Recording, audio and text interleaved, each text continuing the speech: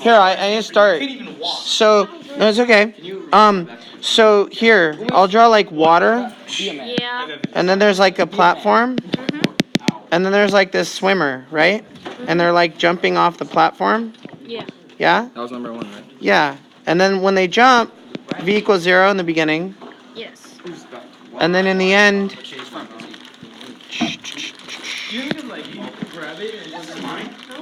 all right, here's the swimmer in the end, right?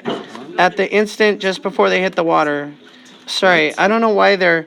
I don't know This why one I has drew. no legs. That's an antenna. Yeah, I messed that up. That's an Here, antenna. there's their hands, there's their body, and they're diving into the water, right?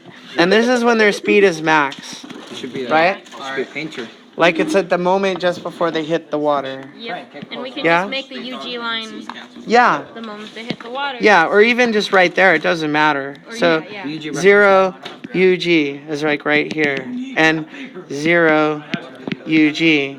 You guys cool with it so far? Yeah. And then I don't know. This is delta Y or H or whatever you want to call it, right? Some people call it H. So they fell H distance, let's say. And then the system is the swimmer. And gravity. Yeah. Hee plus G field. Is everybody cool Yeah. Yeah. so far? So UG plus K. UG plus K, and you get the idea that with energy, all we're doing is we're adding up the energy. Yeah. That's all we know how to do. Yeah. To be honest. And I'm sure. And So UG there's no. here is So there's no zero. UG. There's no Okay. K for the Was first there any one. values given in this? No values. Oh, okay. And then So we're K in the using beginning 0, Yep. right? So UG equals Alright. K. And then your energy flow diagrams are actually an equation.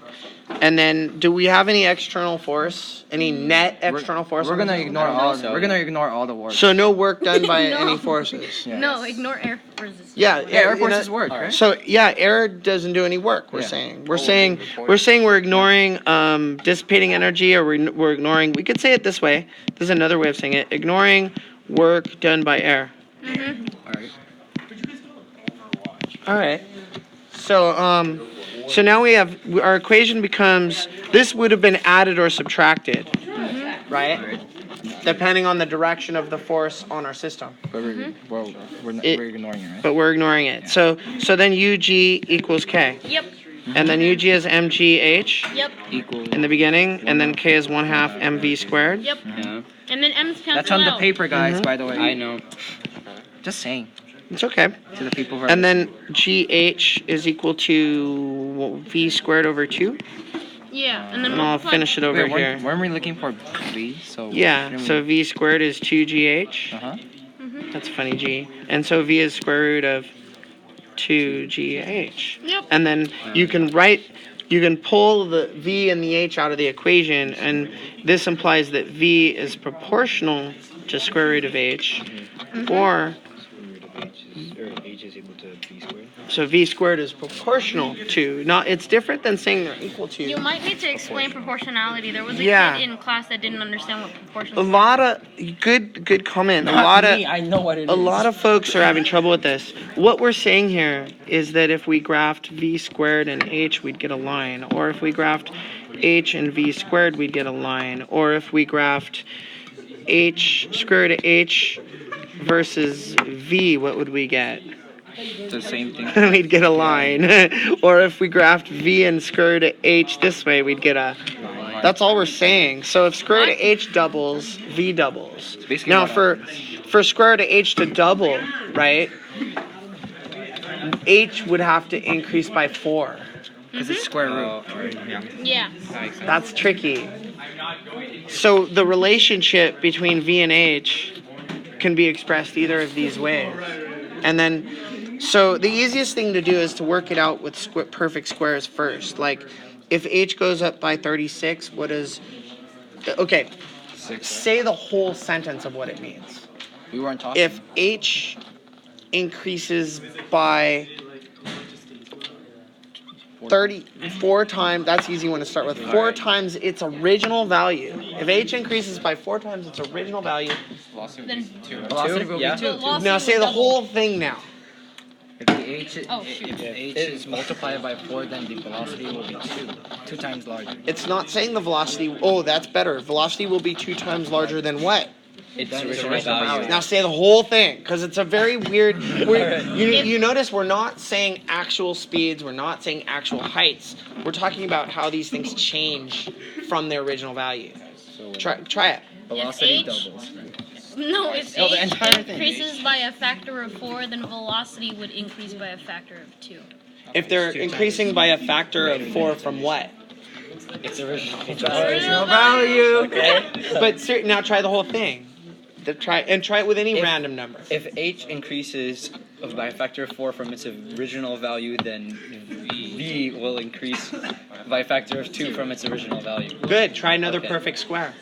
36. Yeah, 36. Yeah, 36 is fine. Yeah. Oh, that's cute.